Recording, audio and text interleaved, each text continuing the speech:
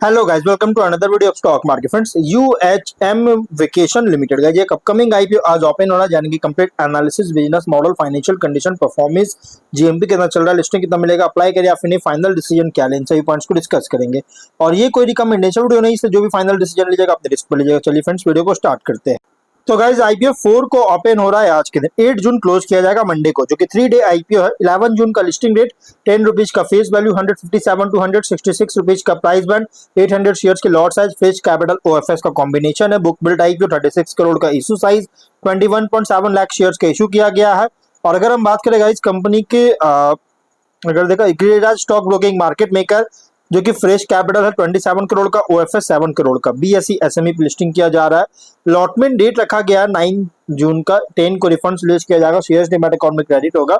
Offer दी गई है क्यूआईबी ओनली 1% का, लेकिन big HNI 31, small HNI 15.5, retail 47.5% offer दी गई है। रिटेल ओनली 2 लॉट अप्लाई कर सकते हैं, 1600 शेयर्स मिलेंगे, 2.6 लाख पे करना पड़ेगा। Small HNI minimum 3 lot apply कर सकते हैं, 4 लाख पे करना पड़ेगा। मैक्सिमम की बात करेंगे तो लगभग 7 लॉट अप्लाई कर सकते हैं, 9.3 लाख पे करना पड़ेगा। Big HNI minimum 8 lot apply कर सकते हैं, 10.6 लाख पे करना पड़ेगा। मैक्सिमम कोई लिमिट नहीं है। और यहाँ पे अगर हम बात करें जीएमपी को लेकर, तो इसका जीएमपी 0 रुपीज का, विच मीन्स कंपनी फ्लैट या तो डिस्काउंट लिस्टिंग करेगा। बिजनेस की बात करेंगे तो 2009 में इनकॉर्पोरेट किया गया था, जो कि कंपनी ऑपरेट करता है बी2बी। देखिए कंपनी का जो बिजनेस है ये बी2बी ट्रैवल एंड टूरिज्म एग्रीगेटर है, जो कि wide range of travel services single technology platform के थ्रू ऑफर करता है। कंपनी जो है ट्रैवल सर्विसेज, जिसमें इंक्लूड है airline tickets, hotel accommodations, cruises, car rental, visa assistance, transfers हो गया, टूर्स, हॉलीडे पैकेजेस, जो कि अलग अलग सर्विस प्रोवाइडर्स से, चाहे वो डायरेक्ट इंटीग्रेशन हो या थर्ड पार्टी एग्रीगेटर्स, इन दोनों के थ्रू जो है कंपनी जो है सोर्स करता है इन सभी को। और सर्विसेज जो है ज़्यादातर अवेलेबल होता है ट्रैवल एजेंसीज को अवेलेबल कराती है, कॉर्पोरेट ट्रैवल मैनेजर्स को, इंडिपेंडेंट ट्रैवल एजेंट्स को, जिससे सर्च कंपेयर बुक कर सके ट्रैवल सॉल्यूशंस का, जो कि सर्च कंपेयर बुक करने में इनेबल कर रही है, जिससे सॉल्यूशंस को, ट्रैवल सॉल्यूशंस को इफिशिएंटली एक प्लेटफॉर्म से, सिंगल प्लेटफॉर्म से। और प्रोप्राइटरी टेक्नोलॉजी प्लेटफॉर्म जो है ये ट्रैवल सर्विस प्रोवाइडर्स को कनेक्ट करता है एज अ सप्लायर्स, जो कि ट्रैवल बायर्स जो होता है एजेंट्स होता है, सिंगल यूनिफाइड इंटरफेस के थ्रू। और एजेंट्स जो कि प्लेटफॉर्म का यूज करते हैं, जिससे वो ट्रैवल सर्विसेज को इफिशिएंटली सर्च कंपेयर और बुक कर सके, जबकि सप्लायर्स जो है ये इन्वेंट्री प्राइसिंग और अवेलेबिलिटी जो कि रियल टाइम में बिना किसी डायरेक्ट रिलेशनशिप, हर एक एजेंट से बिना किसी डायरेक्ट रिलेशनशिप के बिल्ड के जरूरत भी नहीं होता, इसमें जरूरत नहीं पड़ता डायरेक्ट रिलेशनशिप का हर एक एजेंट्स के साथ, जिससे गाइस कंपनी मैनेज कर रहा है। और कंपनी का अगर हम बात करें तो इसका प्रेजेंस है इंडिया और गल्फ जीसीसी, मतलब कि गल्फ कोऑपरेशन काउंसिल कंट्रीज में, नेटवर्क ऑफ रजिस्टर्ड एजेंट्स के थ्रू। 31 मार्च के अकॉर्डिंग 20 एम्प्लॉइज का टोटल टीम था। अगर हम बात करें इस कंपनी का ओवरऑल अगर बिजनेस दिखे, इसका जो बिजनेस है ये वन रूफ के अंडर कंपनी जो है हर एक तरह का सर्विसेज प्रोवाइड करता है travel and tourism aggregator service से रिलेटेड, जिसके बिजनेस में इंगेज है। और कंपनी जो कि हाईली कॉम्पिटिटिव फ्रैगमेंटेड सेगमेंट में ऑपरेट कर रही है। अगर हम बात करें इस कंपनी का फाइनेंशियल को लेकर, तो एसेट्स है 43.4 करोड़, नेटवर्क 30 करोड़ का, रिजर्व्स 25 करोड़, डेट बिल्कुल नहीं, डेट फ्री कंपनी है। लेकिन रेवेन्यू प्रॉफिट जो कि 23 में 20.5 करोड़ का रेवेन्यू, 11 लाख का प्रॉफिट, 24 में 30.6 करोड़ का रेवेन्यू, 5.3 करोड़ का प्रॉफिट, 25 में 40.2 करोड़ का रेवेन्यू, 7.2 करोड़ का प्रॉफिट, और 11 मंथ्स में 45.3 करोड़ का रेवेन्यू, 8 करोड़ का प्रॉफिट है। कंपनी का जो फाइनेंशियल अगर देखिएगा ना, तो गाइस टॉप लाइन तो बहुत अच्छी होता है, लेकिन बॉटम लाइन अगर देखा तो 24 में सरप्राइजिंग बूस्ट देखने को मिला, बहुत स्ट्रॉन्ग बूस्ट किया। जबकि आगे अगर देखिए तो मार्जिन को मतलब कि देखा जाए, अगर हम बात करें तो यहाँ पे टॉप एंड बॉटम लाइन में ग्रोथ होता हुआ देखने को मिल रहा, सुपर मार्जिन के साथ देखने को मिल रहा, जो कि सुपर मार्जिन को लेकिन देखिए देखने को मिल रहा। लेकिन जो हाईली कॉम्पिटिटिव फ्रैगमेंटेड सेगमेंट में ऑपरेट हो रहा है ना, इसके वजह से गाइज कंपनी का मार्जिन को इम्पैक्ट कर सकता है। अगर हम बात करें कॉम्पिटिटर का, तो वेस्टर्न ओवरसीज स्टडी अब्रोड, हेलोजी हॉलीडेज, एलजीटी बिजनेस कनेक्शंस हो गया, या फिर और भी बहुत सारी कंपनीज है। मेन बोर्ड में भी बहुत सारी कंपनीज के कॉम्पिटिटर है। यहाँ पे इंटरनेशनल ट्रैवल हाउस जो कि मेन बोर्ड कंपनी है, ये भी इसके कॉम्पिटिटर है। अगर हम बात करें इस कंपनी का ऑब्जेक्टिव का, तो वर्किंग कैपिटल, देखिए company working capital requirement, general corporate purpose और मार्केटिंग एंड प्रमोशनल एक्टिविटीज के लिए फंडिंग करना चाहता है, कैपेक्स करना चाहती है, इसके लिए आईपीओ लेकर आया है।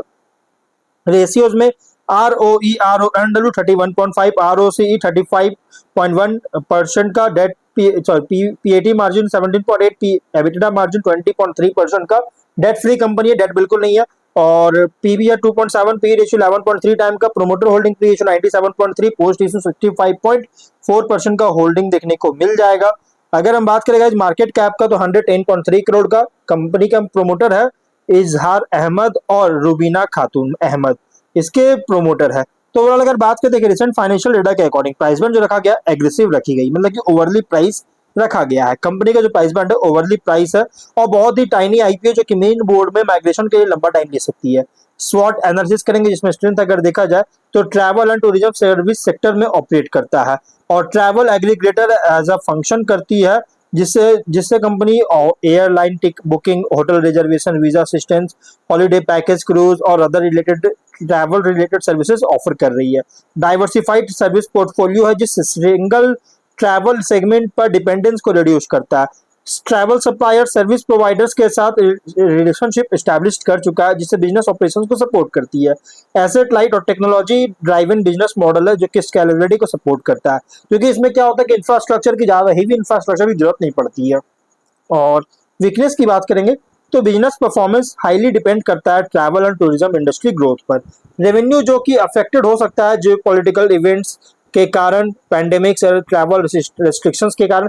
जैसे भी गल्फ कंट्री में अगर देखिए तो ईरान में थोड़ा सा जो इशू चल रहा है, वॉर वगैरह जो चल रहा है ईरान में, यूएस से मतलब कि थोड़ा सा टेंशन चल रहा है, यूएस ईरान और इसराइल के बीच जो टेंशन चल रहा है, इसके वजह से पूरा गल्फ कंट्री जो है ना बहुत बुरी तरह से इम्पैक्ट कर रहा है। और मेनली कंपनी का ऑपरेशन गल्फ कंट्री में भी है, जीसीसी कंट्री में भी कंपनी का ऑपरेशन है, जिसके वजह से गाइस इम्पैक्ट कर सकता है।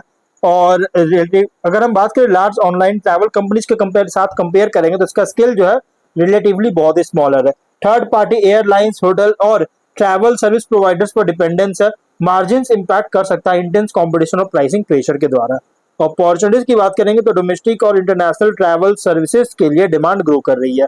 और ट्रैवल बुकिंग का में जो अगर देखिए तो डिजिटल एडॉप्शन बहुत तेजी से इंक्रीज हो रहा है, क्योंकि अब क्या है ना कि फिजिकल काउंटर जो होता है ना इसमें अब जो पैसेंजर्स होते हैं, जो मतलब कि कस्टमर्स होते हैं, ये विजिट नहीं करना चाहते बल्कि ऑनलाइन अब काम करना चाहते हैं, डिजिटली काम करना चाहते हैं। इस वजह से इसका बहुत तेजी से इंक्रीज कर रहा है जिससे ऑनलाइन प्लेटफॉर्म ग्रोथ को सपोर्ट करता है। कॉर्पोरेट ट्रैवल और स्पेशलाइज्ड हॉलीडे सेगमेंट्स में एक्सपैंड कर रहा है जिससे रेवेन्यू डाइवर्सिफिकेशन को इंप्रूव कर सकता है। डिस्पोजेबल इनकम राइज हो रहा है, टूरिज्म ग्रोथ बहुत तेजी से हो रहा है इंडिया में जिससे लॉन्ग टर्म डिमांड को सपोर्ट करता है। टेक्नोलॉजी प्लेटफॉर्म को स्ट्रेंथन करने का अपॉर्चुनिटी मिल रही है, प्लस डिस्ट्रीब्यूशन नेटवर्क को भी एक्सपैंड कर रहा है। थ्रेट की बात करेंगे तो इस कंपटीशन बहुत ही स्ट्रॉन्ग है, चाहे लार्ज ऑनलाइन ट्रैवल एग्रीगेटर हो या ट्रैवल टेक्नोलॉजी कंपनीज हो। जैसे अगर हम बात करें यात्रा हो गया, गो आईबीबो, एमएमटी। यात्रा हो तो ऑलरेडी लिस्टेड कंपनी है और ये बहुत सारे कंपनी जैसे गो आईबीबो हो गया, एमएमटी हो गया, मेक माई ट्रिप, ये सभी मतलब कि इस तरह के सर्विसेज प्रोवाइड करता है। कैसे देखते हैं कंपटीशन लेवल बहुत हाई है। इकोनॉमिक स्लो डाउन अगर होता है तो डिस्क्रिशनरी स्पेंडिंग जो है ट्रैवल पर रिड्यूस कर सकता है।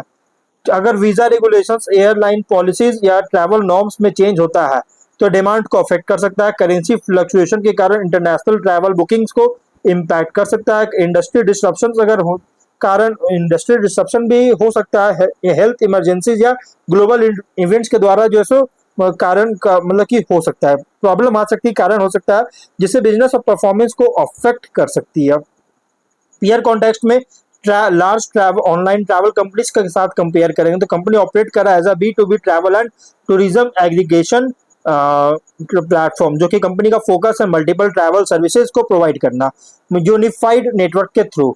और अगर अदर ट्रैवल सर्विस प्रोवाइडर्स के अगेंस्ट अगर देखा जाए तो सप्लायर रिलेशनशिप सर्विस जो ऑफर कर रहा है और प्लेटफॉर्म जो एफिशिएंसी काम कर रहा है इस पर कम्पीट करता है।